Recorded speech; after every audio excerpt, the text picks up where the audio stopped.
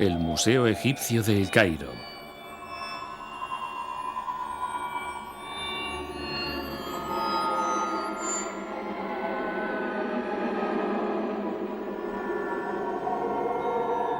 Primera parte.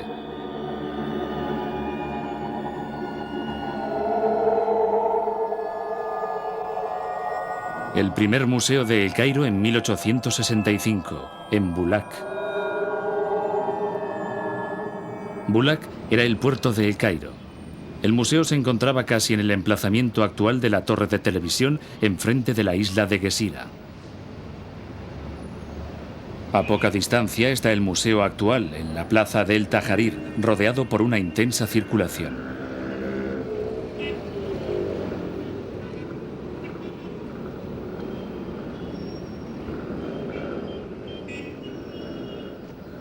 En el jardín del museo hay un modesto parterre de papiros. Esta planta, tan extendida en el antiguo Egipto, no existe actualmente en estado natural. Se calcula que unos 3.000 turistas visitan diariamente el museo, cerca de 1 millón al año.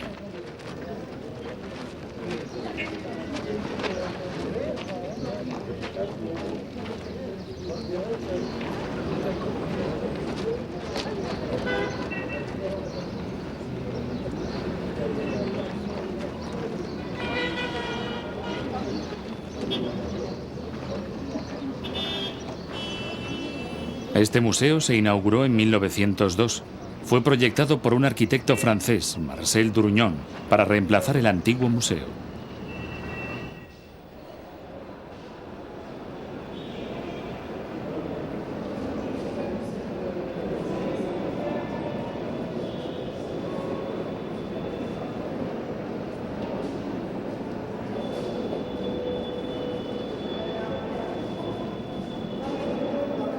Contiene, con ciertas dificultades, 100.000 piezas de todo tipo.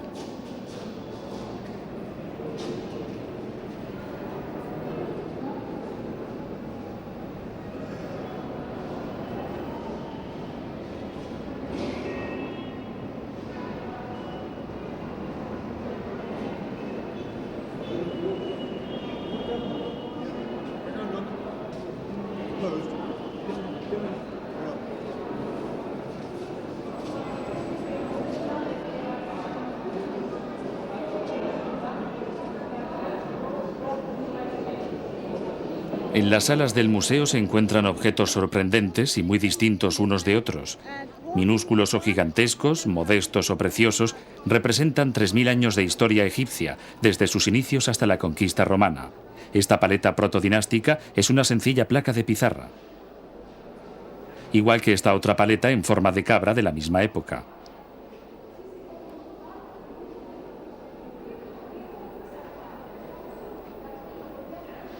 O esta enorme cabeza de granito que representa a Userkaf, faraón del Imperio Antiguo.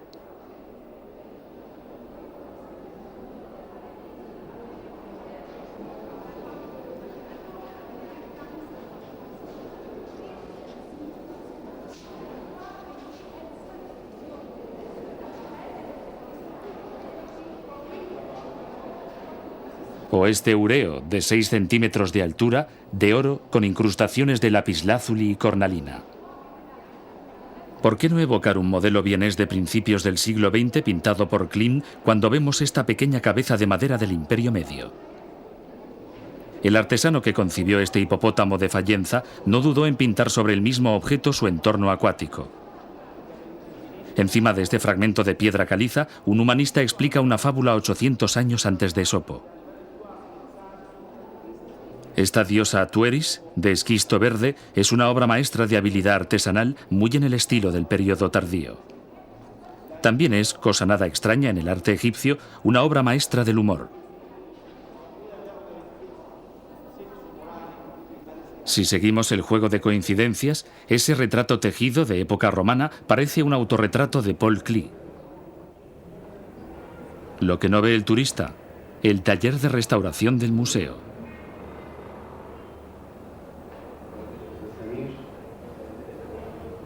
El jefe de los restauradores descubre un maniquí de madera pintado con la imagen de Tutankamón destinados seguramente a exponer sus joyas o sus vestidos.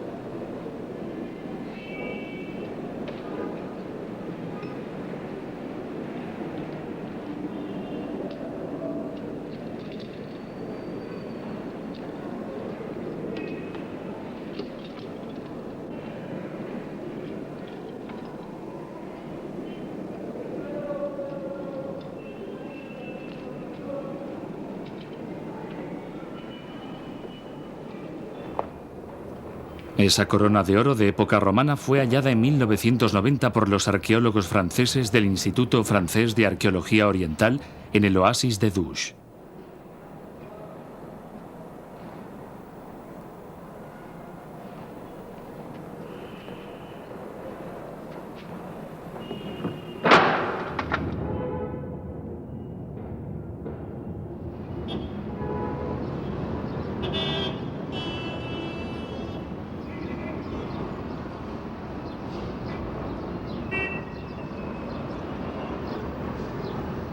La tumba de Auguste Mariette, el fundador del primer museo de El Cairo, se encuentra en el jardín del actual museo. Su prestigio era inmenso.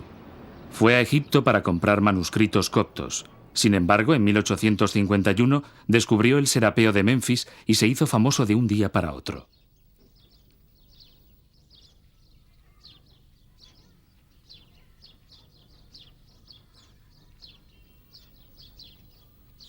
En estas fotos, tomadas en 1865, puede verse el museo inaugurado 2 años antes.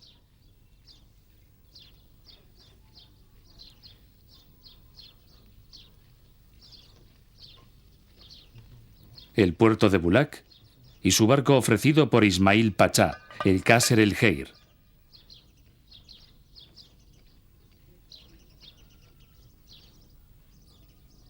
Su casa se encontraba cerca del museo.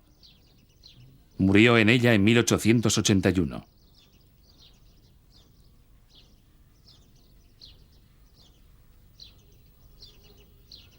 Su esposa, fallecida de cólera en El Cairo unos años más tarde. Sus hijas Sophie y Josephine. Su hijo Tadi. La perra Bargut. La gacela Finette. Su amigo y colaborador Théodile de Veriat cuenta: Mariette Bey nos acompañó al Serapeo. Después de habernos hecho esperar unos instantes en la oscuridad, nos introdujo inmediatamente en la galería principal, iluminada por unos 200 niños sentados a la egipcia, inmóviles como estatuas. Cada uno sostenía una vela encendida.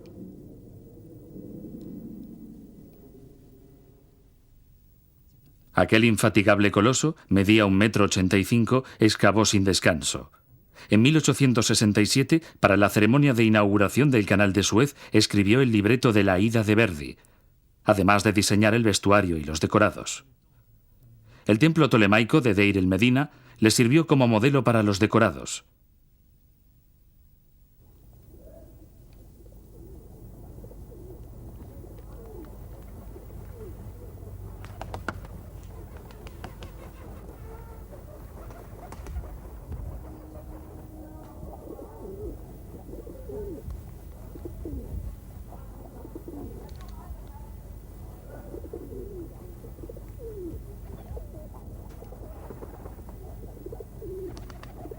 Fue nombrado director de antigüedades, bey y finalmente pachá. Miembro del instituto en 1878, murió en Bulak y su primera tumba fue levantada entre su casa y el museo.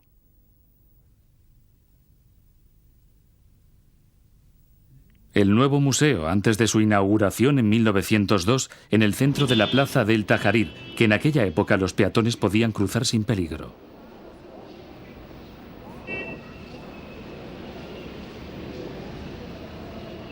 Los objetos más bellos del museo nos guiarán paso a paso por la historia de Egipto.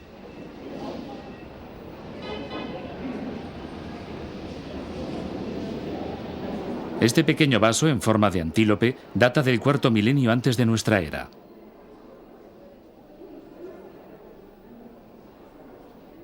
Esta paleta de esquisto, conocida como la paleta de Narmer, es uno de los objetos expuestos más antiguos.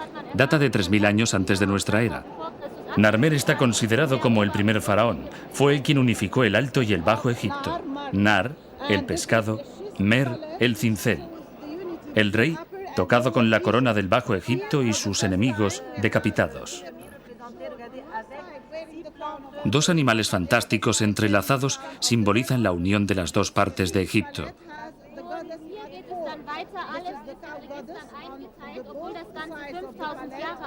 En la otra cara, Narmer, con la corona del Alto Egipto, golpea a un enemigo arrodillado.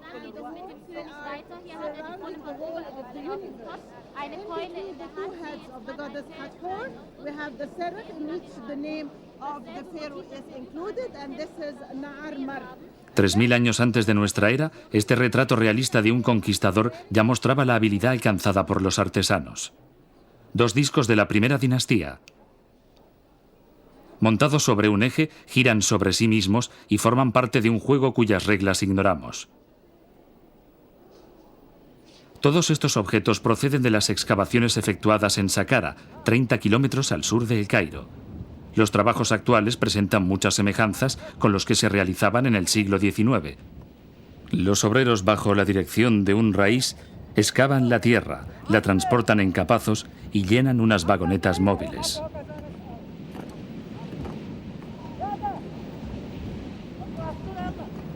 En Saqqara, desde comienzos del siglo XIX, se han sucedido grandes egiptólogos: el alemán Lepsius, los ingleses Perrin, Firth y Quibel, el suizo Jequier, los egipcios Selim Hassan, Goneim y Ahmed Fakri, los franceses Mariette, Maspero, Loeg y Leclan, etc. A veces surgieron rivalidades entre ellos, lo que no impidió que, durante cerca de 2 siglos, se transmitieran admirablemente sus conocimientos. La necrópolis de Saqqara se desarrolló durante miles de años alrededor del complejo funerario de Djoser, concebido por el genial arquitecto Imutes. 2600 años antes de nuestra era, levantó los primeros edificios de piedra construidos por la humanidad. En 1924, Firth descubrió a los pies de la pirámide escalonada el serdab que contenía la estatua de Djoser, una especie de garita de piedra con agujeros para uso del rey difunto. En el lugar de la estatua original, que ahora se exhibe en el museo, se colocó una copia.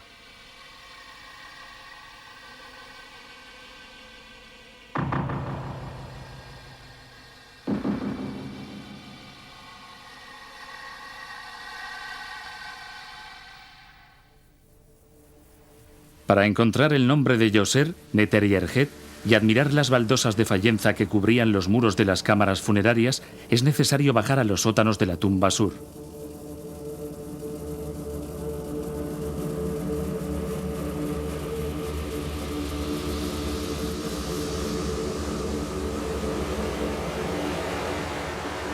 La mayoría de las baldosas se desprendieron y uno de los muros, reconstruido en 1928 por Jean-Philippe Loeg, se encuentra en el primer piso del museo. Es una imitación del cañizo de los edificios arcaicos. A partir de 1934 se han extraído de la pirámide escalonada 40.000 recipientes de piedra. Los artesanos que los fabricaron solo disponían de punzones de piedras duras.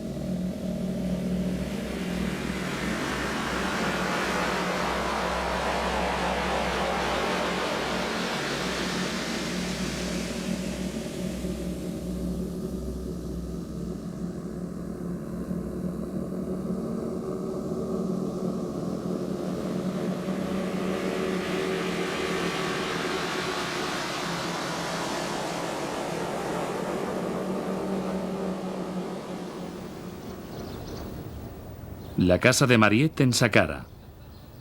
De aquí salía para recorrer a caballo la meseta de Saqqara. Hoy, la casa ha desaparecido y su emplazamiento se ha convertido en lugar de encuentro para turistas con un kiosco de bebidas.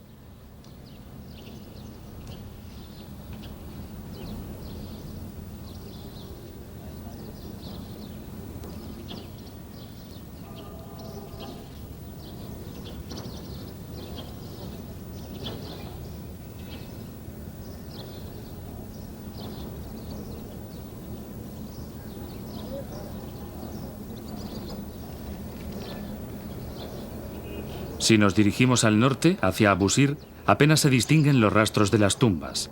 Las mastabas, antes visibles y hoy cubiertas de arena.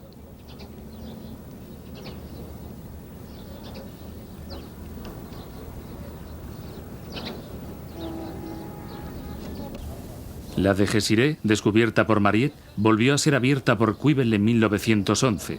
Hoy es difícil reconstruir su forma original.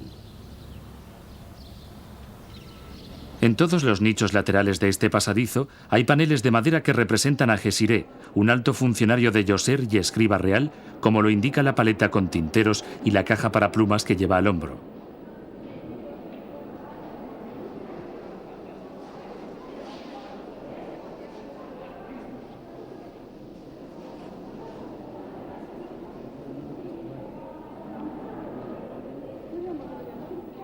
Su nombre, Jésiré.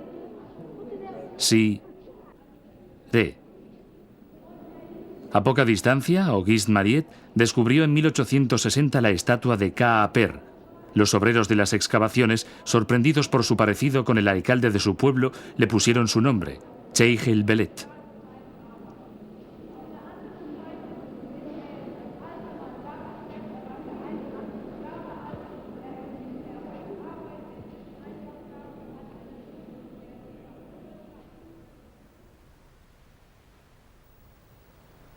El templo de Kefren, en Giza.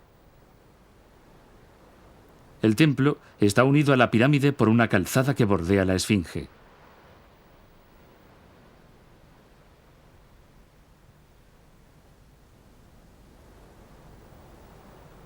Su cara podría ser el retrato del rey Kefren. Mariette exploró el lugar en 1855 y realizó numerosos dibujos y acuarelas.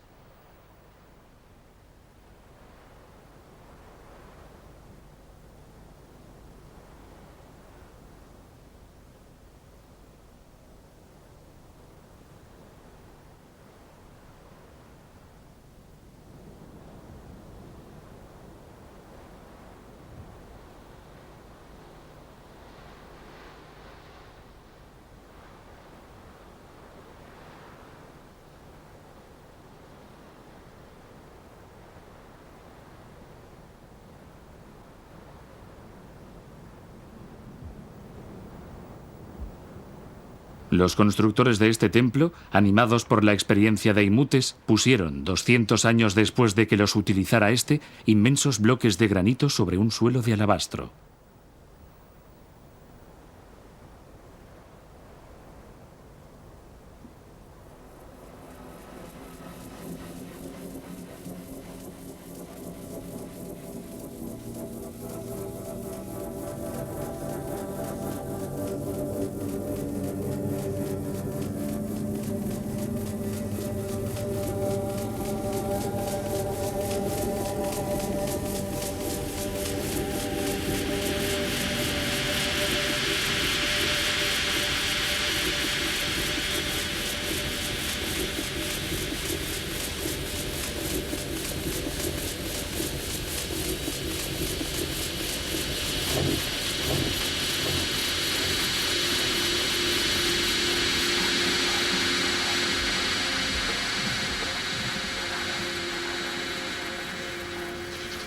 En esta antecámara hay una cavidad de la cual Mariette extrajo en 1860 esta estatua de Kefren de diorita veteada.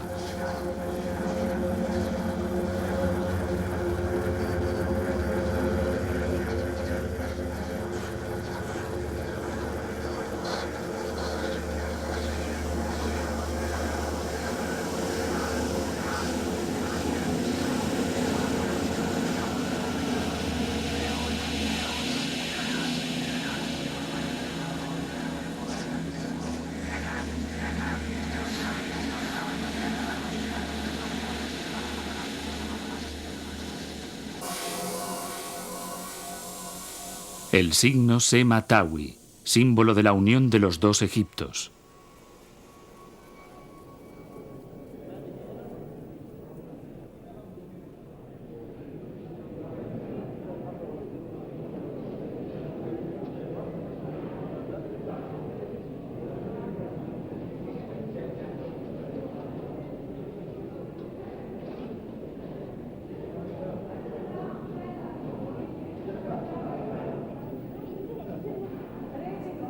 En la misma sala del museo vemos un muro de la mastaba del príncipe Rahotep.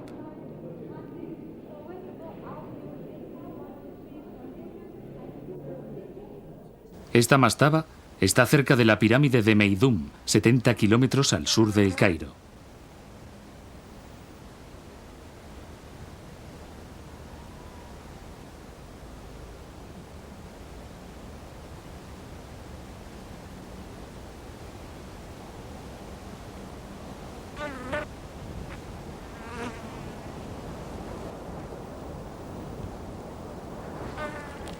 En 1871, la mastaba fue abierta por Daninos, que trabajaba para Mariette.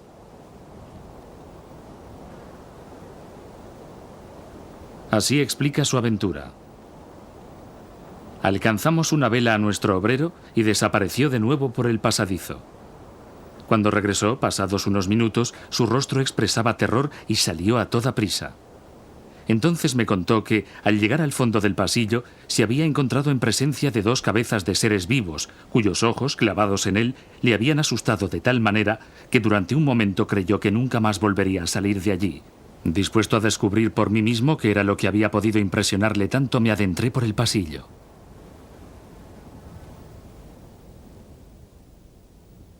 ¿Cuál no fue mi estupefacción cuando me encontré en presencia de dos cabezas admirablemente modeladas cuyos ojos, iluminados por la luz que yo sostenía, tenían una mirada tan viva que realmente inquietaba? Una envoltura de bronce que representaba los párpados engarzaba el globo formado por un fragmento de cuarzo blanco veteado de rosa, en cuyo centro un trozo de cristal de roca de superficie ligeramente curva representaba la pupila.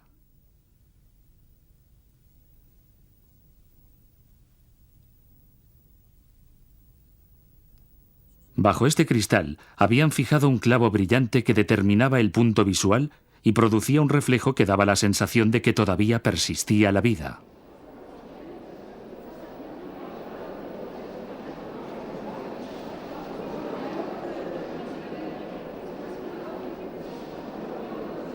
El pasillo de la planta baja, consagrado al Imperio Antiguo, conduce a la estatua de otro gran dignatario de aquella época, Ti, cuya mastaba fue descubierta en 1861, también por Mariette.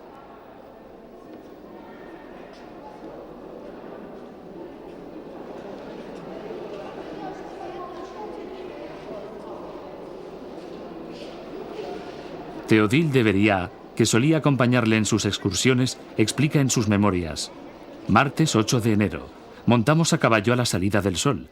Después de tomar el té, llegamos a la casa del desierto hacia las 10. Visita a la tumba de Ti, de una belleza maravillosa. Es un monumento de estilo antiguo que contiene magníficas escenas agrícolas. Almuerzo suntuoso encima de la mastaba. El mono de Mariette nos abraza a todos. En el interior de la mastaba, una abertura en el muro permite a Ti seguir en contacto con el mundo de los vivos y gozar de sus bienes, representados en las paredes que le rodean. Esta estatua, como la de Djoser, es una copia de la original que se encuentra en el museo.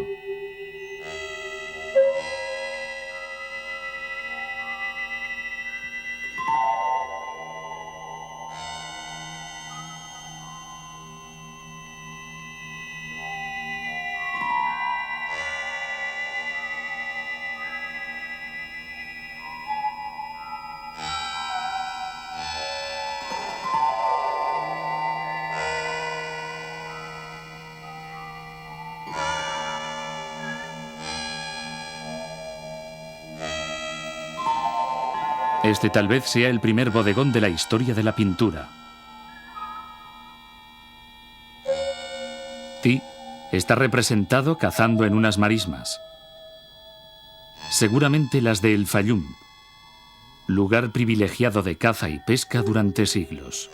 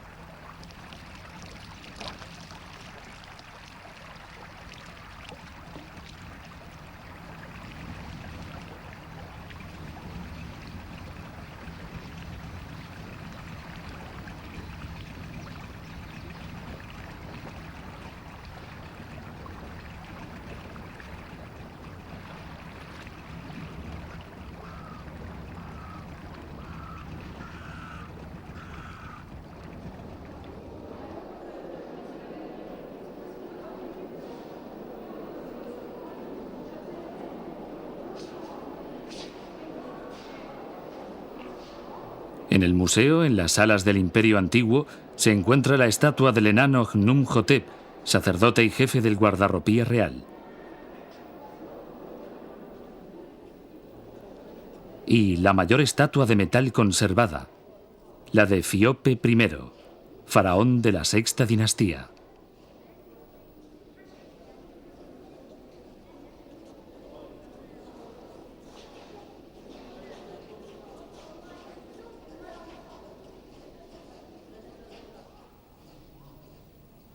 En su pirámide, en Saqqara, unos jeroglíficos verdes, el color de la resurrección, repiten su nombre hasta el infinito en medio de los llamados textos de las pirámides.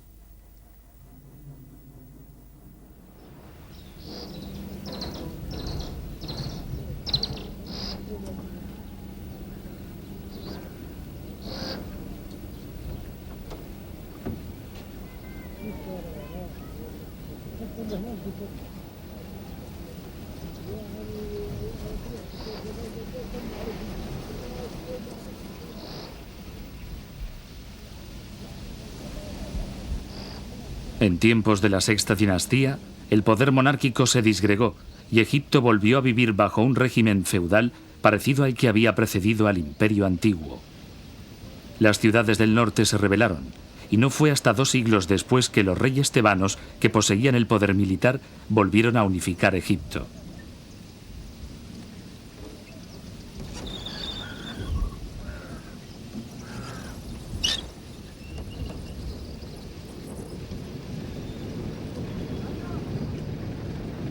Memphis ya no fue la capital, sino Tebas, situada a 700 kilómetros al sur.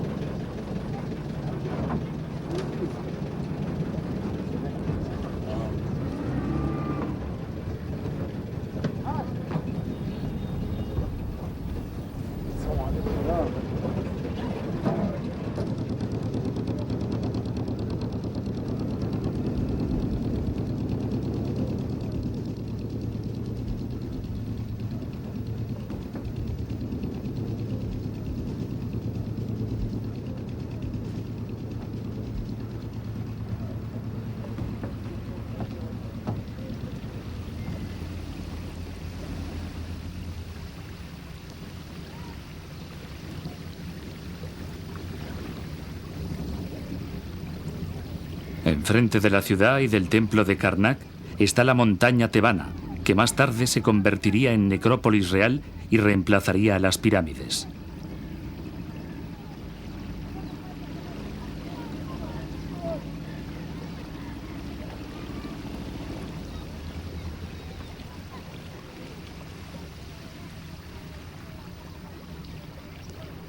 En 1900, Howard Carter, que se haría famoso en 1922 con el descubrimiento de la tumba de Tutankamón, era inspector del Servicio de Antigüedades y redactó este informe. Volviendo a casa a caballo, después de una ligera llovizna, la tierra cedió bajo las pezuñas de mi caballo y caímos los dos a tierra. Mirando por un agujero que se había abierto en el suelo, vi fragmentos de piedras labradas de lo que deduje que debía ser, sin duda, algo importante, probablemente una tumba. En este templo funerario de Mentuhotep II, en Deir el-Bahari, Carter encontró la estatua de este faraón. Es la imagen de la fuerza. Acababa de pacificar Egipto después de un período de disturbios y la estatua le muestra, aún siendo el rey tebano, con la corona roja del Bajo Egipto.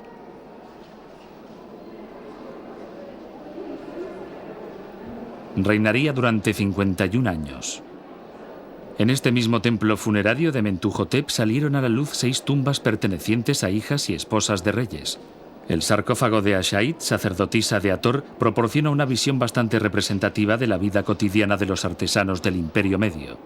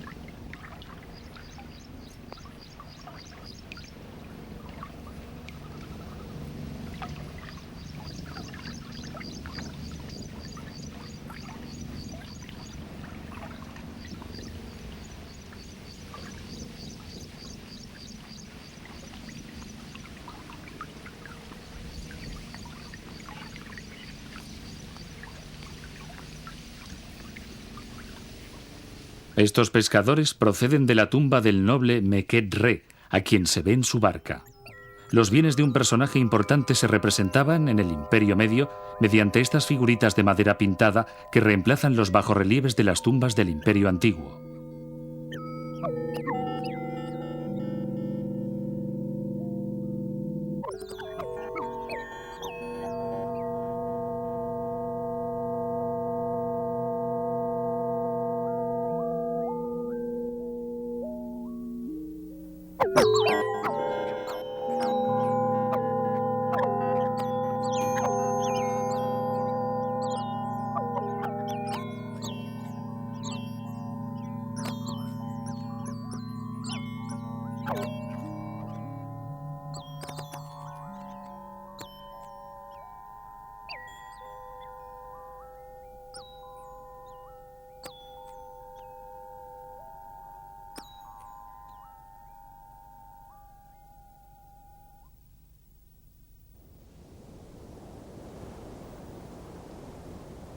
El americano Winlock descubrió la tumba de Meket Re en un circo rocoso cercano a Deir el-Bahari.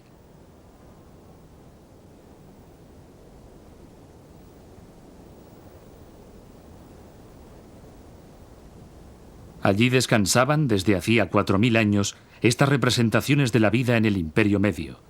La extracción fue fotografiada en 1920 por los equipos del Metropolitan Museum de Nueva York.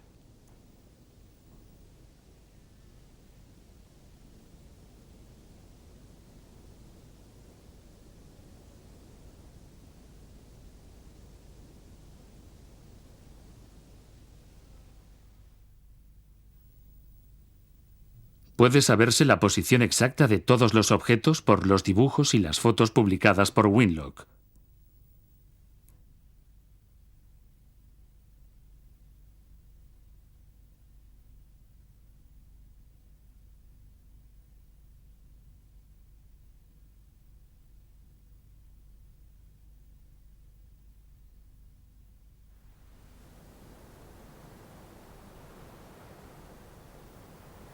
Contra el muro de la izquierda, según se entra, una cavidad, cerrada por un tabique de adobe, había escapado a los buscadores de tesoros. Una parte del tabique se había hundido, y todos los objetos se encontraban en el mayor de los desórdenes.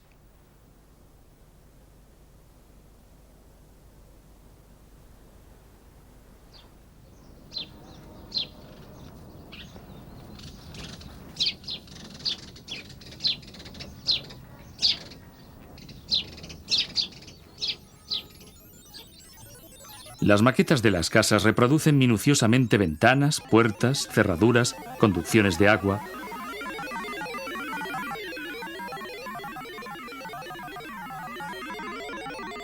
También hay representaciones de carpinteros y tejedoras en sus talleres.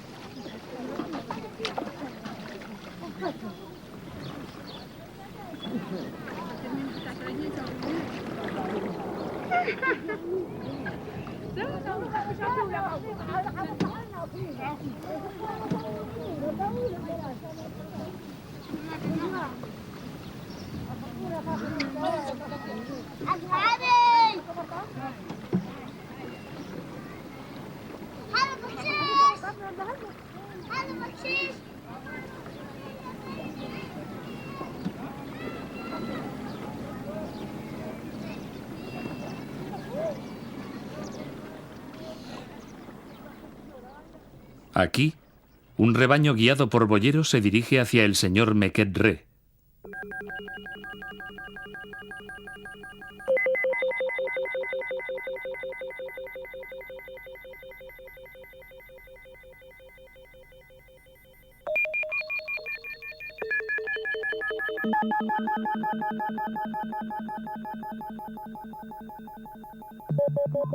Meket Re, rodeado de escribas, cuenta su ganado.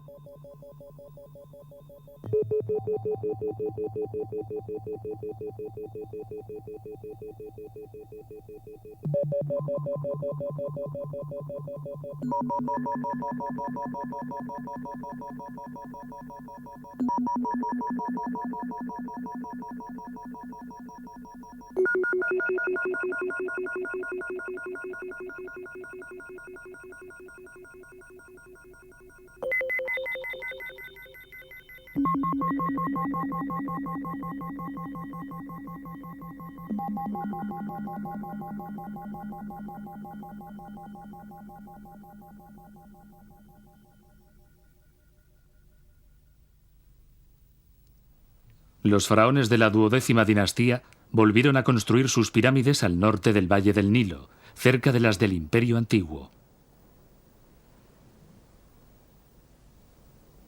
En 1894, el arqueólogo francés Jacques de Morgan excavó en Dashur la pirámide de Sesostris III, situada a 50 kilómetros al sur del Cairo. De Morgan cuenta: con solo 1 o 2 recorridos no es posible establecer las zonas más interesantes ni determinar los puntos importantes de una necrópolis. Debe vivirse, digámoslo así, en medio de la arena y dar tiempo suficiente al espíritu para sacar conclusiones a partir de los 1000 pequeños detalles observados. El museo posee esta estatua de granito de Sesostris III.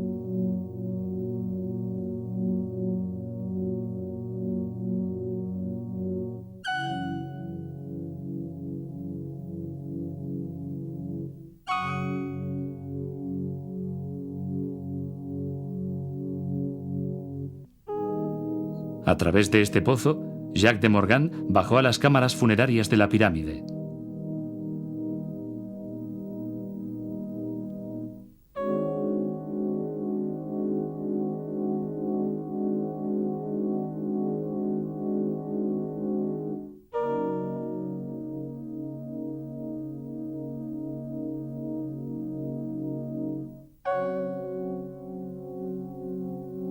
El 8 de marzo de 1894 descubrió los tesoros de las princesas Mereret y Satator.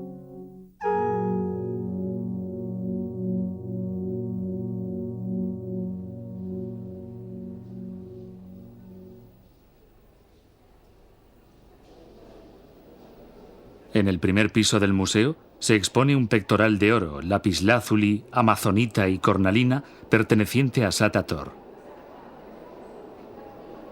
También otro de Mereret, de oro, turquesa, lapislázuli y amatista. Este ceñidor de Mereret representa unas cabezas de leopardo de oro unidas por perlas de amatista.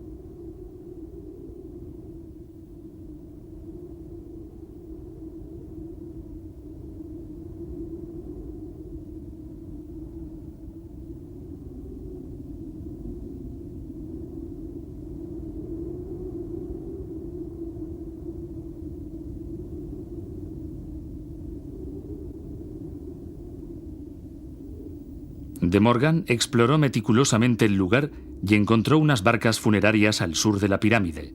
2 de ellas están en el museo, otras 3 permanecieron enterradas en el lugar.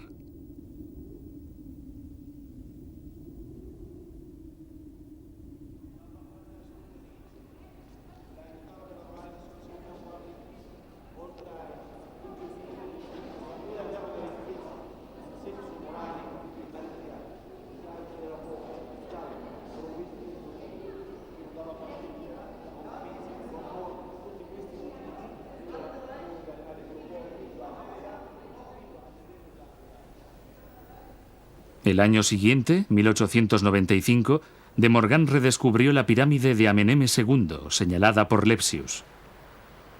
De Morgan la situó en su mapa de 1894, que en aquel lugar solo indicaba desierto. La verdad es que incluso hoy es muy difícil encontrar cualquier rastro de ese complejo funerario. Una vez más, De Morgan volvió a descubrir allí un tesoro: joyas de las princesas Ita y Ghnumet.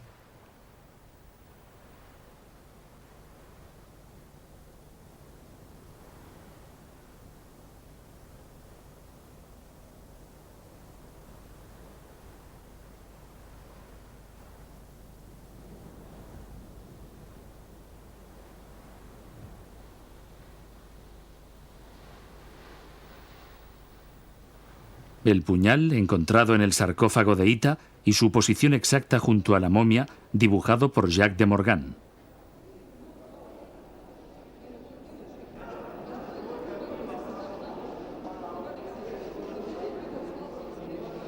Después, 2 de los collares de Ghnumet.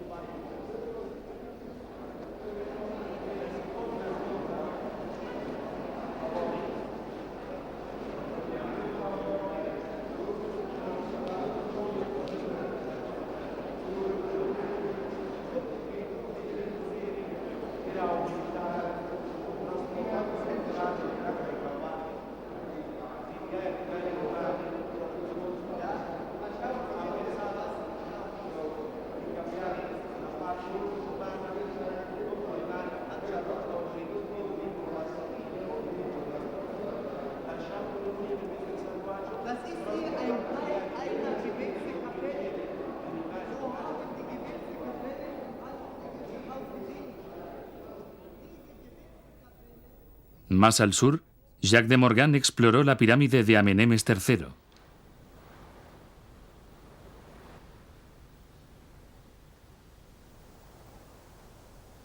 El museo expone esta asombrosa estatua de granito negro de Amenemes. Amenemes lleva una pesada peluca y una barba postiza. El ureo frontal, signo de la realeza, ha desaparecido.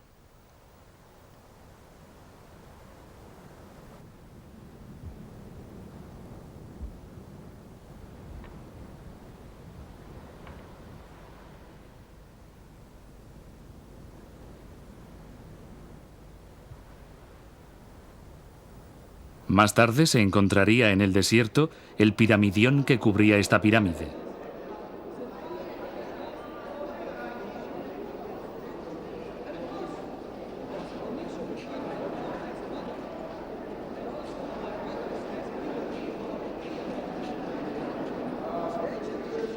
De Morgan buscó a tientas, desde diciembre de 1894 hasta marzo de 1895, la entrada y las cámaras interiores de la pirámide. El 16 de abril, 30 metros al norte, descubrió varias tumbas, entre las que se encontraba la de un rey desconocido, Jor. Su lugar en la cronología de los reyes aún es incierto. Una diferencia de opiniones sobre esta cuestión enfrentaría durante mucho tiempo a Gaston Maspero y Jacques de Morgan. Jor fue hallado en una naos, una cámara de madera, y coronado por el signo K, que representa su fuerza vital. Un período aventuroso para Egipto termina con el fin de la 12ª dinastía. Al igual que el Imperio Antiguo, el tiempo de la monarquía absoluta se convertiría gradualmente en una época confusa y poco conocida. Unos invasores extranjeros, los Hyksos, tomarían el poder y habrá que esperar al Imperio Nuevo para volver a encontrar un Egipto unificado.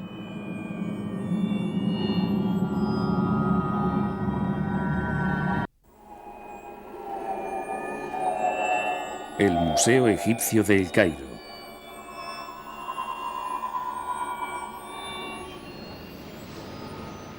La plaza del Tajarir, en El Cairo, dominada por la ciudadela y el casco antiguo.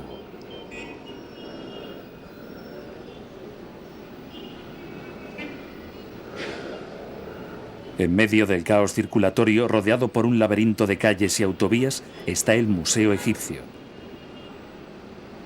Segunda parte.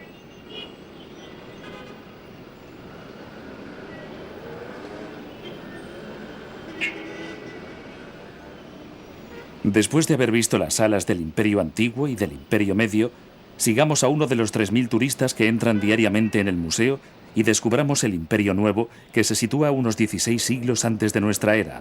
Amosis I fue el primer rey de la 18ª dinastía. Liberó a Egipto de los invasores hicsos.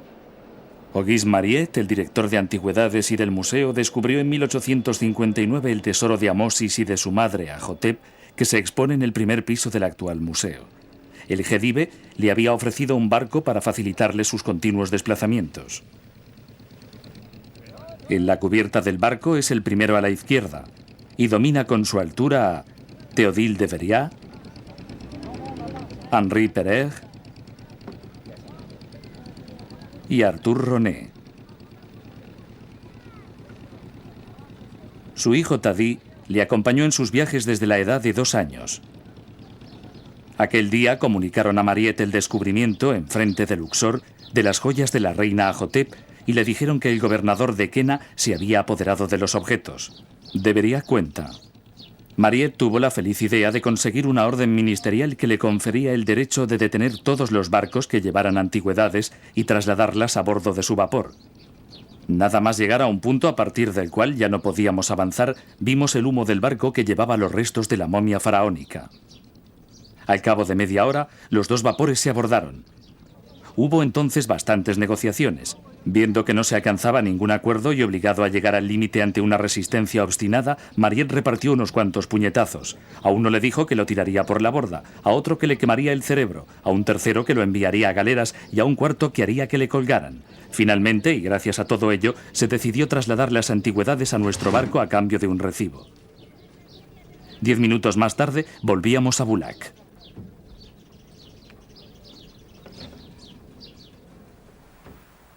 Esta es la necrópolis de Dra Abu el Naga, enfrente de Luxor.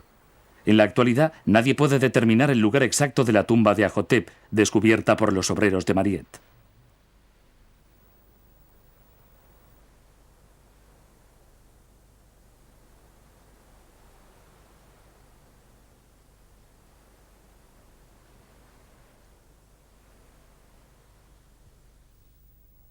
En el patio del primer museo, en Bulak, Arthur Roné reunió los objetos encontrados y los fotografió a la luz del día.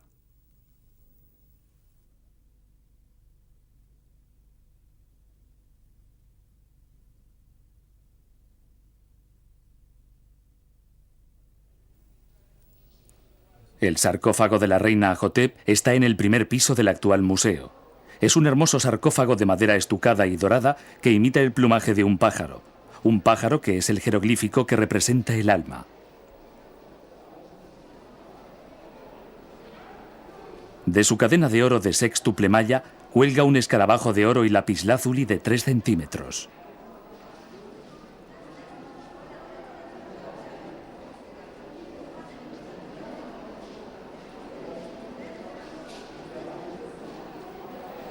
Este sorprendente collar de oro fue enviado por Mariette a la Exposición Universal de París de 1867. Le llamó la atención a la emperatriz Eugenia, que expresó su deseo de quedárselo.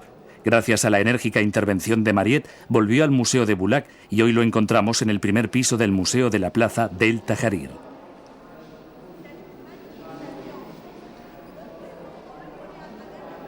El hacha de Ahmosis es de cobre y madera de cedro, cubierta por hojas de oro. En la hoja se leen los nombres y títulos del soberano libertador.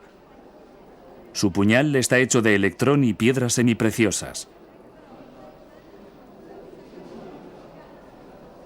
La hoja, nielada en esmalte oscuro, presenta una decoración de hilos de oro.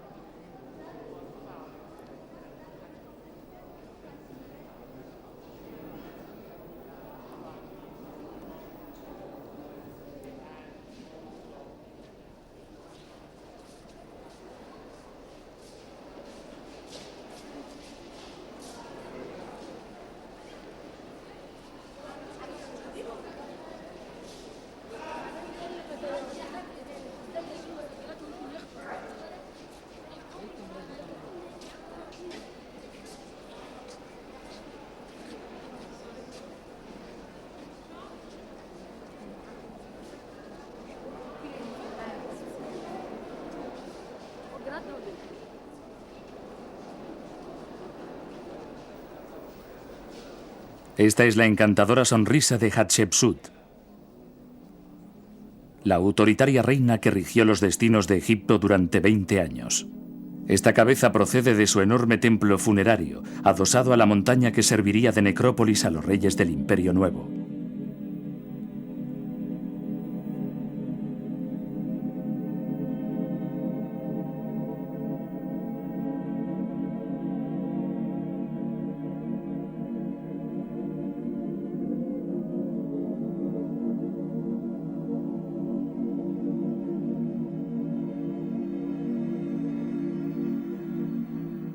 Esta esfinge, con su imagen, se encontraba en una rampa de acceso al templo.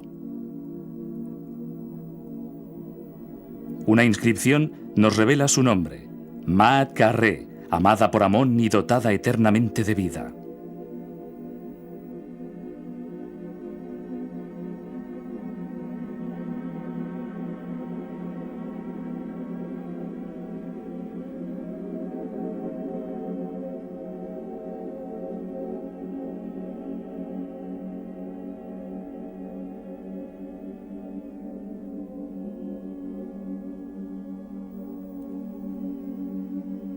Detrás del templo se encuentra el Valle de los Reyes.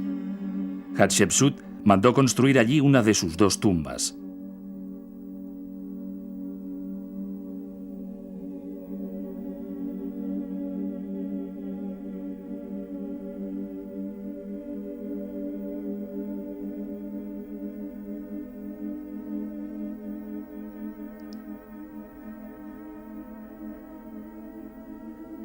La actual tumba número 20 está excavada exactamente sobre la vertiente opuesta de la montaña. Un pasadizo serpenteante se adentra 200 metros bajo tierra hacia el templo de Deir el-Bahari. De la tumba procede este sarcófago de gres rojo. En esta cara, la reina recibe el nombre de rey del Alto y Bajo Egipto. Sin embargo, hay un detalle único: se indica hija de Re. El título de los faraones era hijo de Re. Al incorporar el signo del femenino a la fórmula consagrada, Hatshepsut afirmaba su autoridad y su independencia. Encontramos la misma mano o el mismo estilo escultórico en estos restos de una capilla de Karnak. Otro testimonio de su poder es uno de los obeliscos del templo de Amón en Karnak.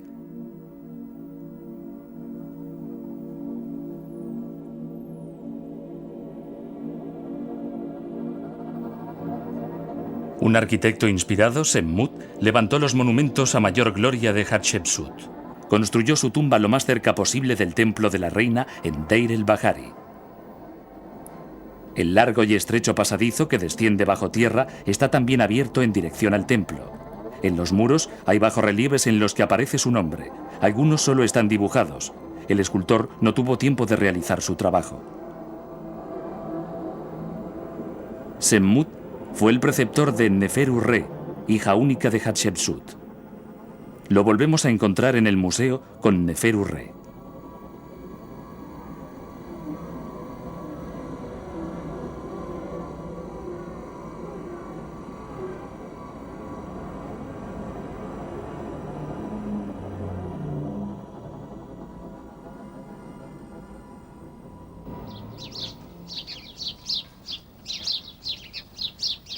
Tutmosis III sucedió a Hatshepsut y, molesto sin duda por una regencia demasiado larga, borró sus representaciones y su nombre de diversos relieves. A pesar de ello, la figura destrozada de Hatshepsut en los muros del templo de Karnak impone todavía hoy su fantasmal presencia.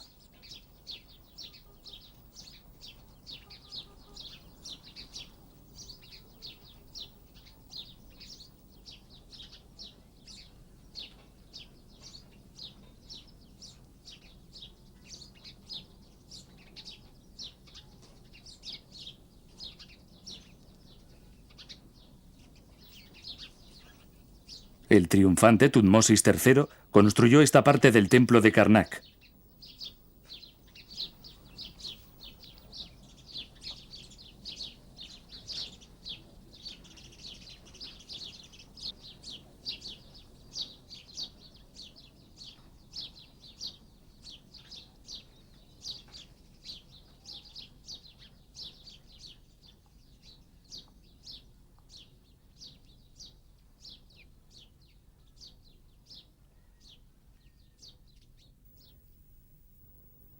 Su momia está en el museo. En los muros de su tumba del Valle de los Reyes se pueden contemplar las extraordinarias pinturas que describen el viaje nocturno del faraón al más allá. Egipto estaba en la cumbre de su poder. Sus fronteras estaban al sur, en la cuarta catarata de Nubia, y al norte, en el Éufrates.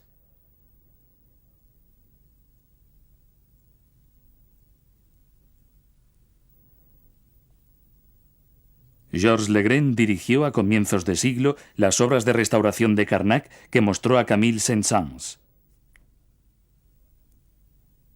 En 1903 descubrió enterrado en el patio del séptimo pilono una estatua, después 2, después 10. En 5 años se extrajeron 751 estatuas y 17.000 objetos de aquel refugio que finalmente fue cegado, sin quizás haberse vaciado totalmente.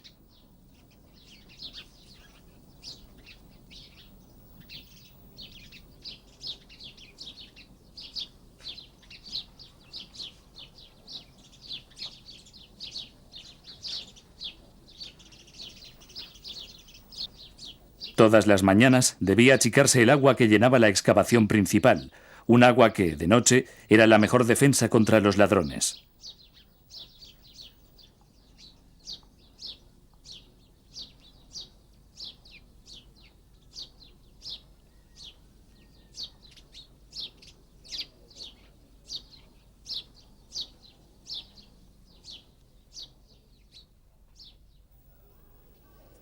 Entre las estatuas que se encontraron estaba la de Tutmosis III.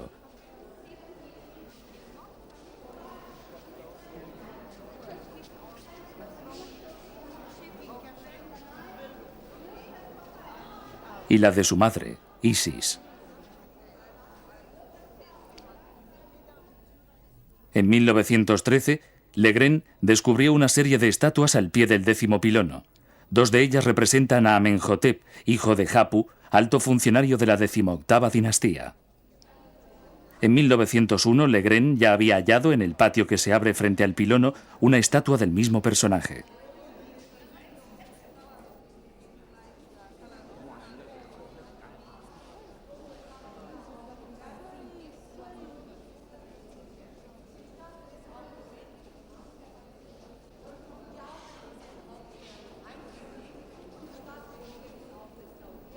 Otra estatua lo representa a la edad de 80 años. Fue venerado y al cabo de 1000 años divinizado.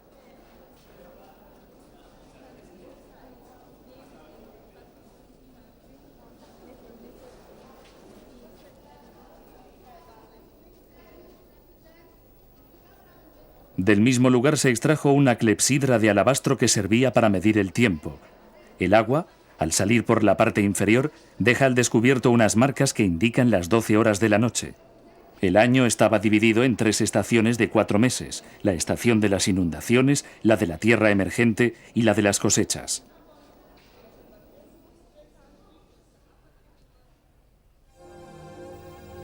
Bajo Rameses III, el templo de Amón en Karnak empleaba a 81.322 personas y comprendía 433 jardines y 2.393 kilómetros cuadrados de campos. El 18 de diciembre de 1903, Legrand descubrió 2 metros bajo tierra, en la gran sala hipóstila de Karnak, la estatua del alcalde de Tebas, Sennefer, y de su mujer, Senaí, nodriza real.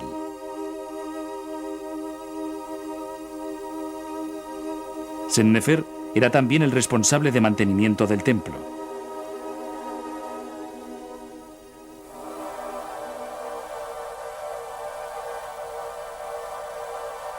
La estatua de Sennefer muestra la imagen de un hombre satisfecho y que ha triunfado en la vida, con una ligera obesidad y un collar de oro de 4 vueltas.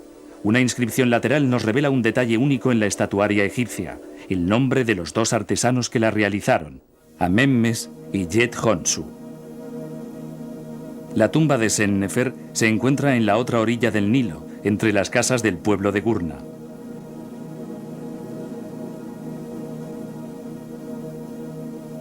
Esta tumba se conoce con el nombre de Tumba de las Vides.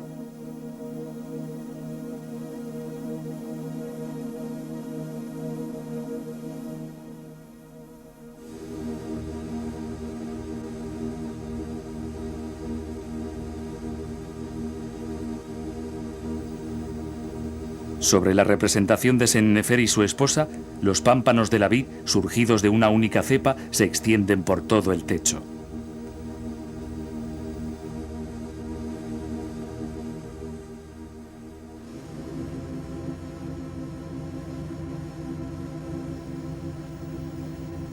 La vendimia se relacionaba con la crecida del Nilo y el Renacimiento, y se asociaba a Osiris, que se convertiría en el Dioniso griego.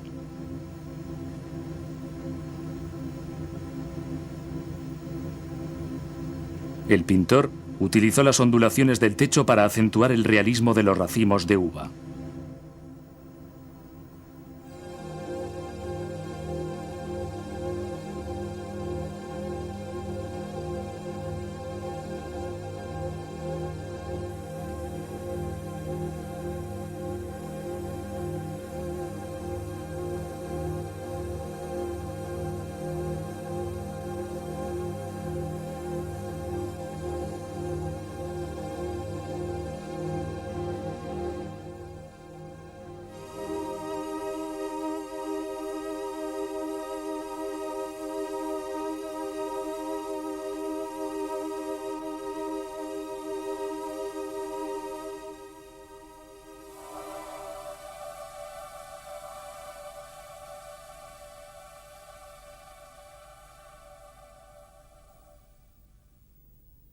La fotografía muestra a los arqueólogos de la misión francesa de 1881, el año de la muerte de Auguste Mariette. El último fue Victor Loret, que en 1898 descubrió la tumba de Tutmosis III y unos meses después, también en el Valle de los Reyes, la tumba de Amenhotep II, su hijo. Los periódicos ilustrados de la época nos muestran el trabajo de los arqueólogos como una vida llena de aventuras. Victor Loret lo recuerda.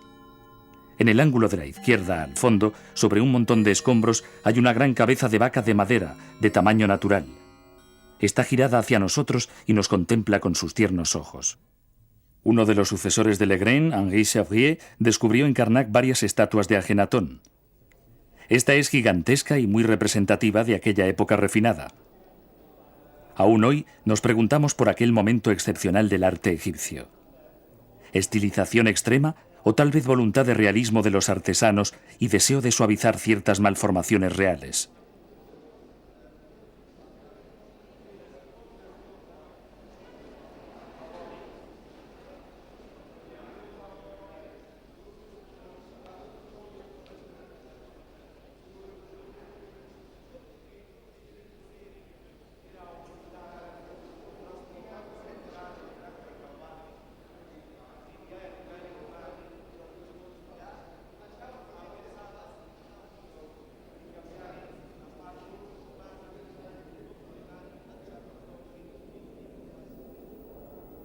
Esta cabeza de Nefertiti, la esposa de Ajenatón, de 36 centímetros de altura, realizada en cuarcita, procede de un taller de escultura de Tel el Amarna. Sin duda, el grano de la piedra y su apariencia inacabada añaden a unas proporciones perfectas un elemento insólito y misterioso.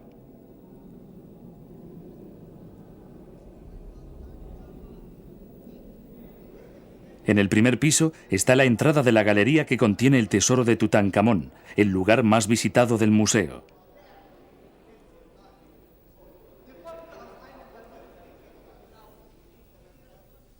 En 1922, Howard Carter realizaba excavaciones por cuenta de Lord Carnarvon, que había obtenido una concesión en el Valle de los Reyes. Los resultados fueron decepcionantes. Antes de dar por terminada la campaña, hizo un último intento en la entrada de la tumba de Rameses VI. El 4 de noviembre de 1922 encontró el inicio de una escalera y entonces llegó el éxito. El increíble descubrimiento de una tumba real intacta.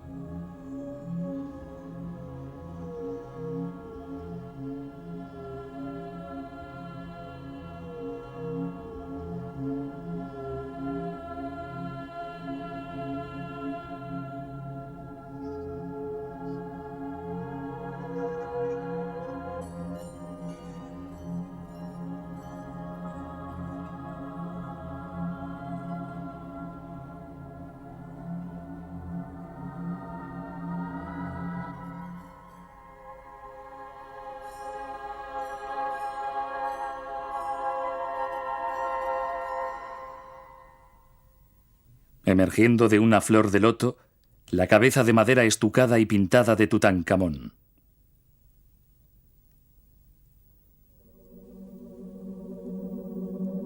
En el interior de la tumba, los objetos se amontonaban en un desorden inextricable que puede observarse en las fotos de Harry Barton. Las 2.099 piezas que hoy están repartidas en dos grandes galerías del museo salieron de esta tumba de modestas dimensiones, 80 metros cuadrados.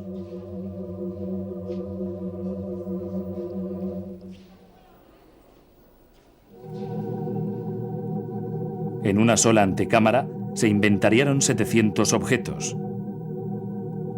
Este lecho ritual de madera dorada tiene unas cabezas de hipopótamo a imagen de la diosa Tueris. La lengua está teñida de rojo y los dientes son de marfil. El trono, descubierto bajo este lecho, es de madera recubierta de hojas de oro y plata. Está decorado con pasta de vidrio coloreado y piedras semipreciosas.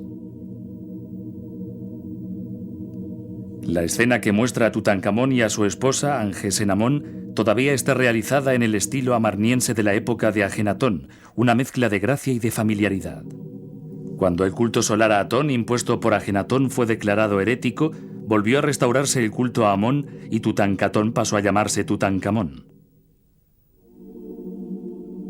El brazo del trono conserva indicios de las peripecias políticas de la época y aún lleva el primer nombre del faraón. Tut Ang Atón.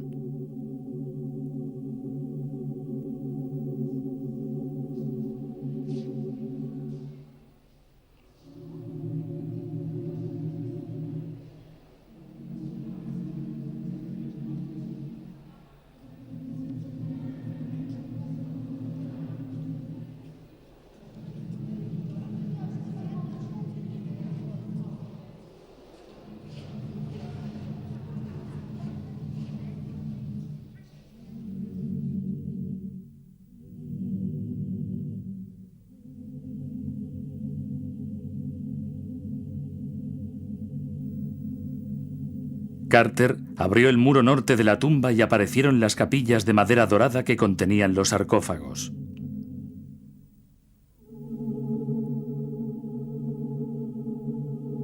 Aún son visibles las marcas puestas por los carpinteros para facilitar el montaje.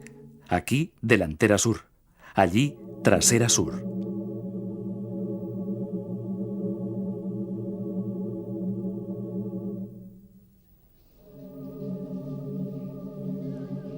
Estas 4 capillas encajan las unas en las otras y fueron montadas en la misma cámara con enormes dificultades.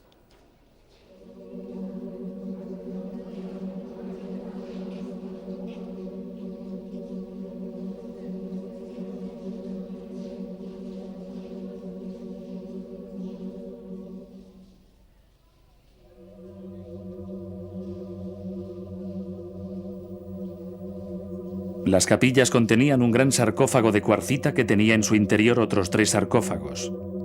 2 están expuestos en el museo, mientras que el tercero permanece en la tumba.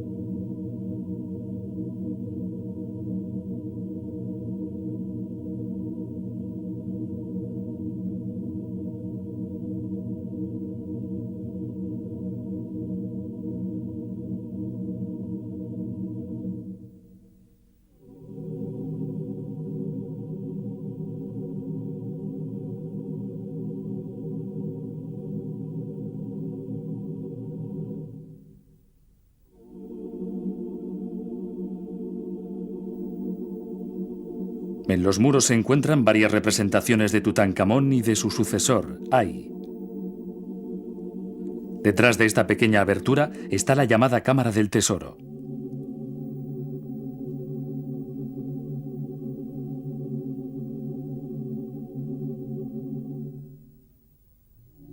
Aquí se encontraron varios cofres repletos de bellísimas joyas.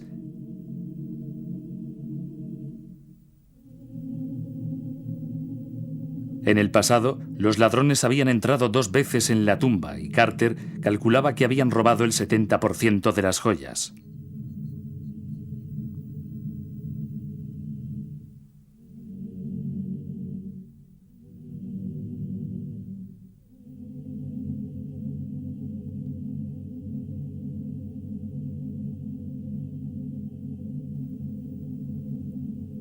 Esta estatuilla de oro seguramente representa al propio Tutankamón. De una altura de 5,5 centímetros, lleva alrededor del cuello un collar de perlas de colores.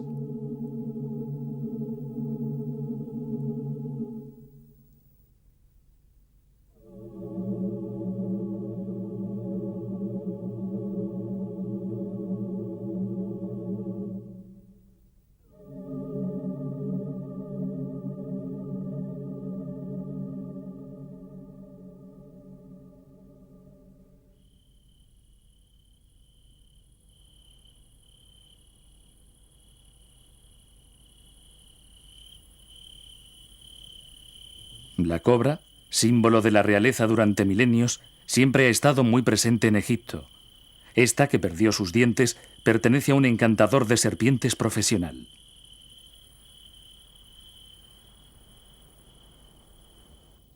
La hija de Rameses II y de Nefertari se llamaba Meritamón. Lleva en su peluca 2 serpientes reales tocadas con las coronas del Bajo y del Alto Egipto, y encima un friso con las mismas cobras rematadas por discos solares.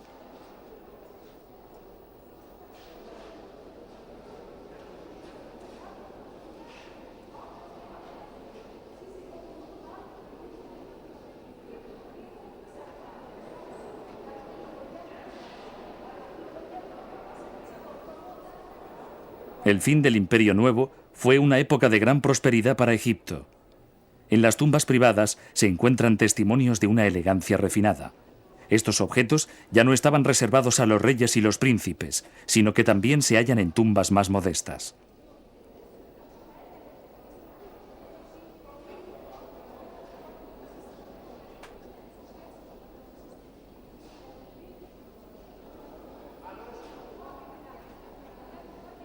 Un espejo formado por una placa de metal reflectante.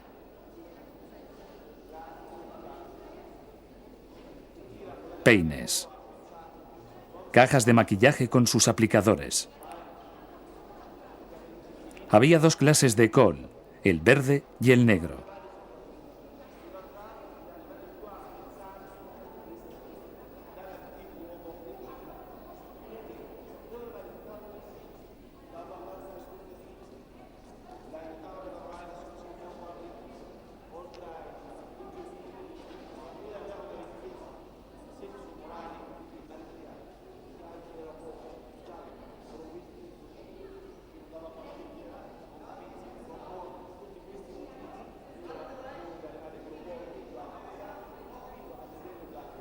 Una paleta de maquillaje conserva aún rastros de kohl verde hecho a partir de malaquita. Y Bentina nos seduce con su gracia. Fue encontrada por Bruyer en 1933.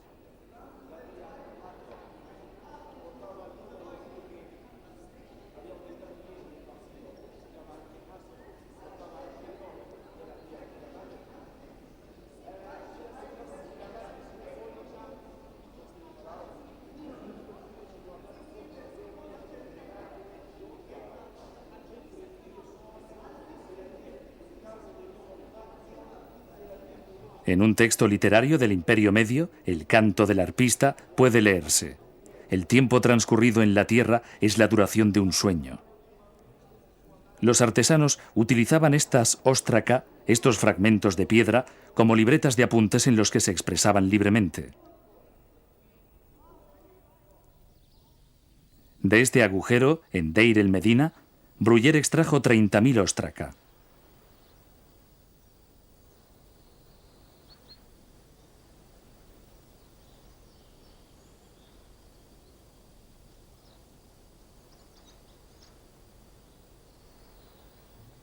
Más allá, el pueblo de Deir el Medina, descubierto por Bruyer. Allí vivían los artesanos que trabajaban en el vecino Valle de los Reyes. Pagados en especies, en tiempos de Rameses III se declararon en huelga.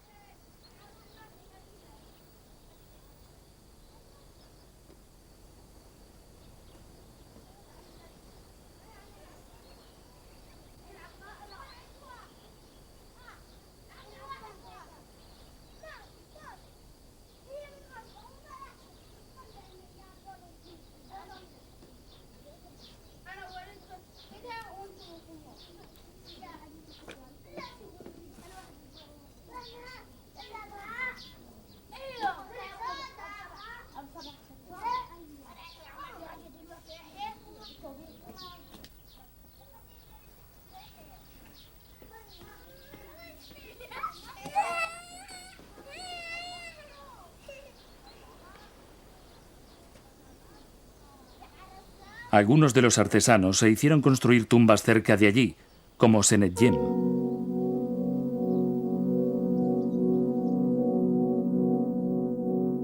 En esta tumba, en la que se encontraron 20 cuerpos, 9 sarcófagos y un completo mobiliario funerario, puede verse a Senetjem y a su esposa Ineferti.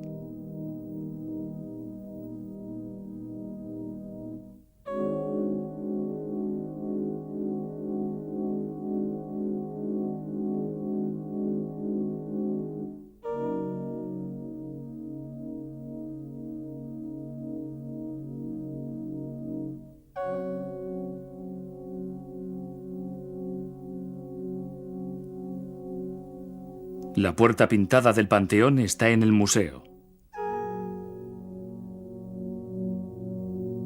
En la cara interior puede verse a Senetjem y a su esposa ante una mesa cubierta de ofrendas.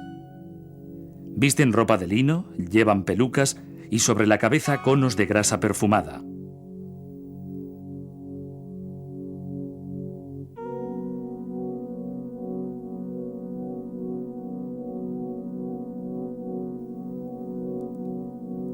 Juegan al senet, una especie de juego de damas con 30 casillas cuyas reglas se desconocen.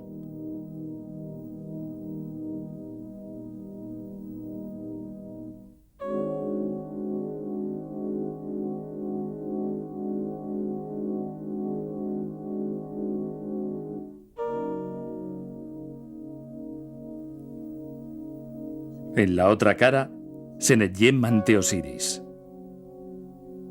Sus 7 hijos rinden homenaje al dios de los muertos y a Isis.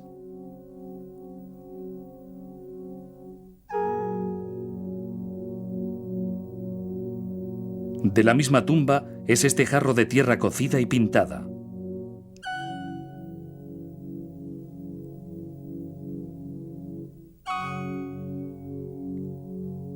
Un cofre de Eusheptis.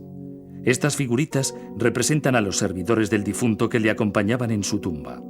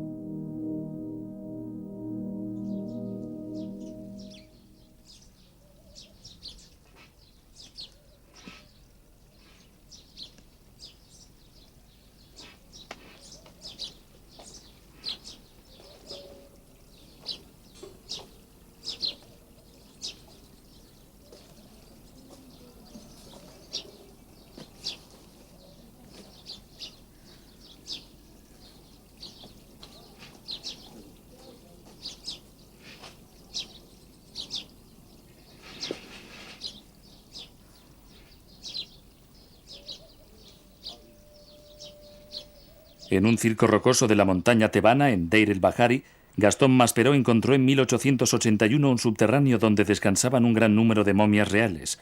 En una época de disturbios, los grandes sacerdotes de Amón las habían depositado allí para librarlas de los saqueadores de tumbas. Pero este escondrijo era conocido por los habitantes de Gurna y regularmente se ponían a la venta objetos que intrigaban a Maspero. Una indiscreción lo puso sobre la pista. El escondrijo fue descubierto y algunos aldeanos arrestados. Los ataúdes y las momias entrevistos fugazmente a la luz de una vela llevaban nombres históricos. Allí se hallaron 18 reyes y a su lado Maat Karre, adoratriz divina, esposa de Pinet-Yem.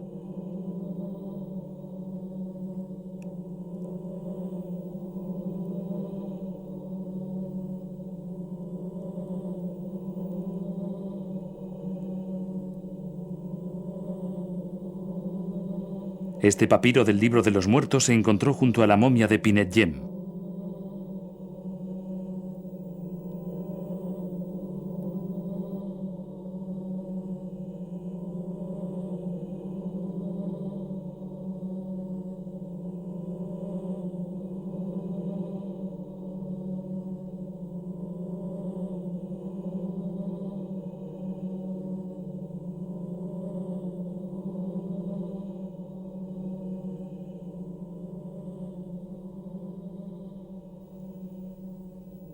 En palabras de Maspero, hubo bastante con 48 horas de enérgico trabajo para exhumarlo todo, pero solo habíamos realizado la mitad de la tarea. Debíamos llevar el convoy a través de la llanura de Tebas y cruzar el río hasta Luxor.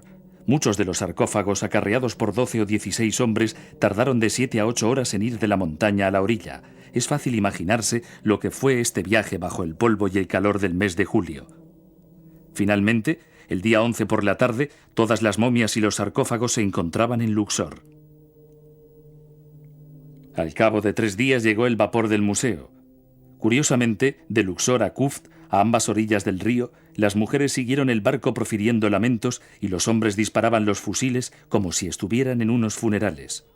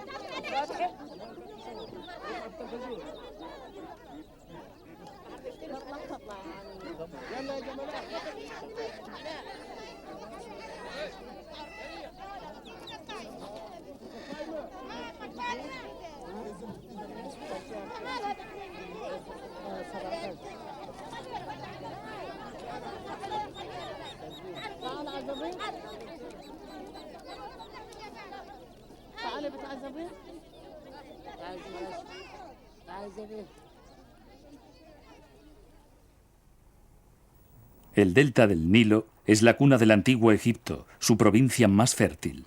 El contacto con el Mediterráneo dotó a sus ciudades de una voluntad de independencia que hizo que se opusieran al sur feudal. Susenes, faraón de la 21ª dinastía, hijo de Pinetjem, instaló su capital en Tanis, en el delta. Se apropió de estas esfinges con la imagen de Amenemes III y puso su nombre donde había el de aquel faraón del Imperio Medio.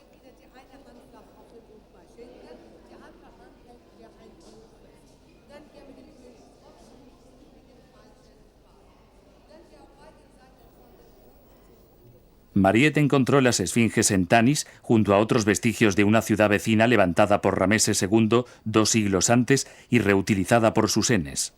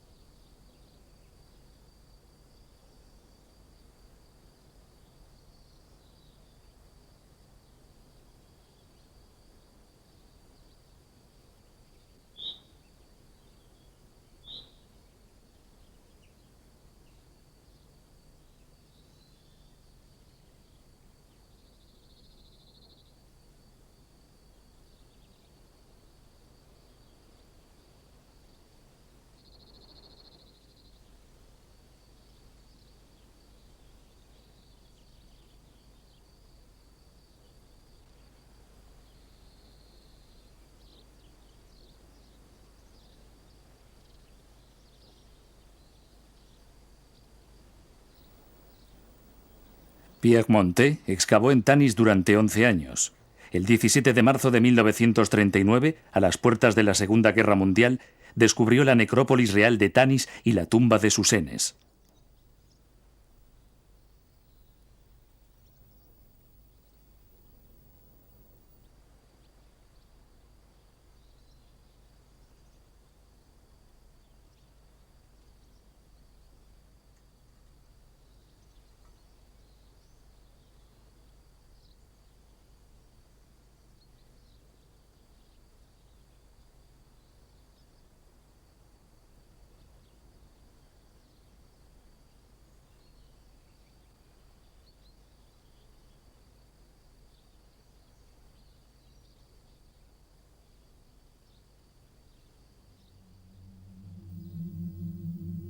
En los muros puede verse el nombre del faraón. Sin lugar a dudas, debía ser la tumba de Susenes.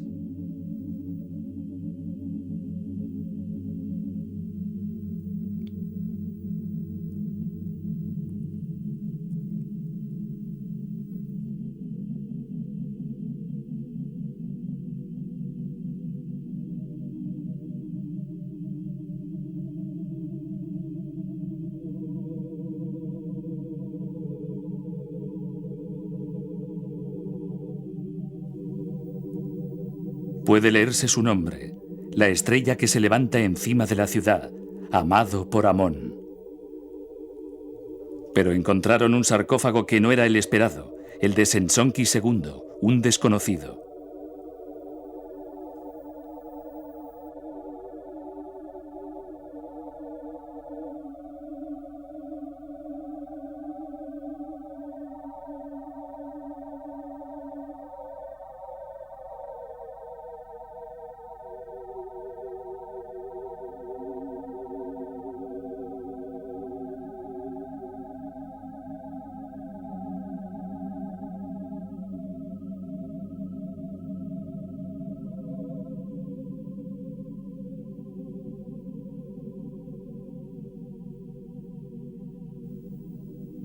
De este sarcófago de plata proceden una máscara funeraria de oro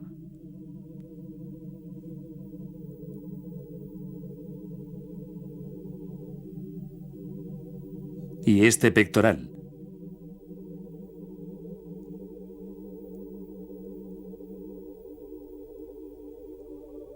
Que Pierre Montet dibujó cuidadosamente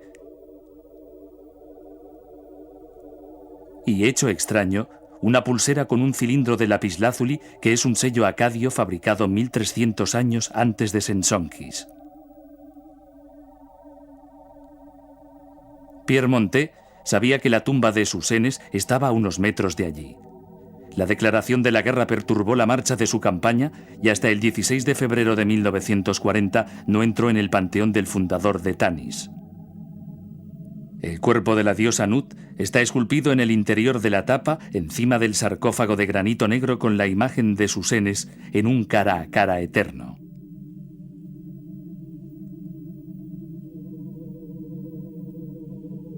En el interior del ataúd de granito había un sarcófago de electrón que ahora se expone en una galería del primer piso.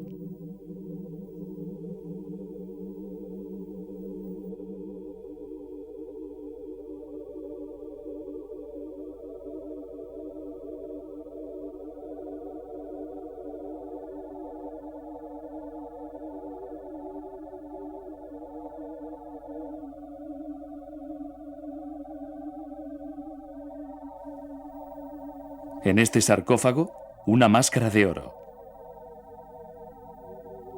Susenes está representado con los atributos de su poder: la barba postiza,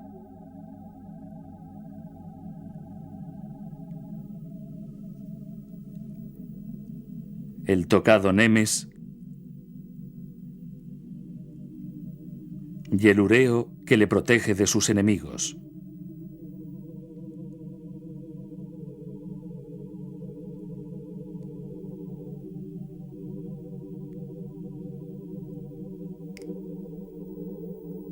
En este pectoral de 10 centímetros, un escarabajo de jaspe que tradicionalmente representa al sol naciente, el renacimiento, y que, en lugar del disco solar, empuja ante él un cartucho con el nombre de Susenes.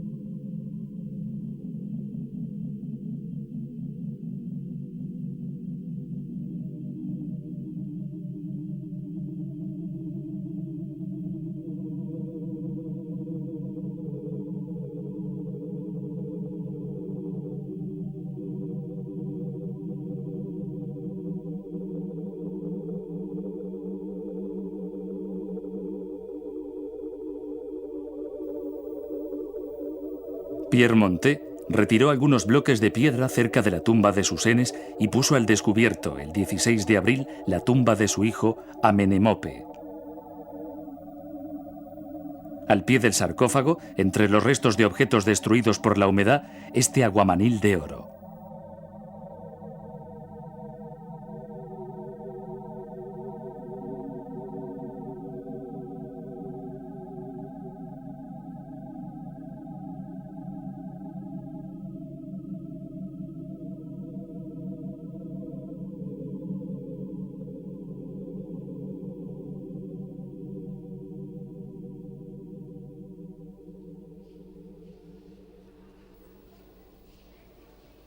Terminan 3000 años de historia de Egipto.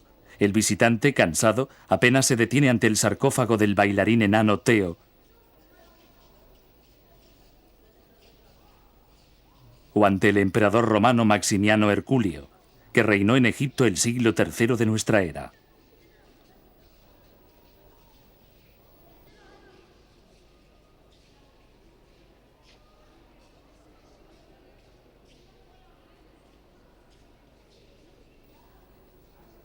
Estas pinturas a la cera, llamadas de El Fayum, representan algunas personas acomodadas del período de la ocupación romana. Sabemos que los flamencos inventaron 12 siglos más tarde la pintura al óleo, pero esta pintura egipcia nos parece muy próxima a Velázquez y a Goya.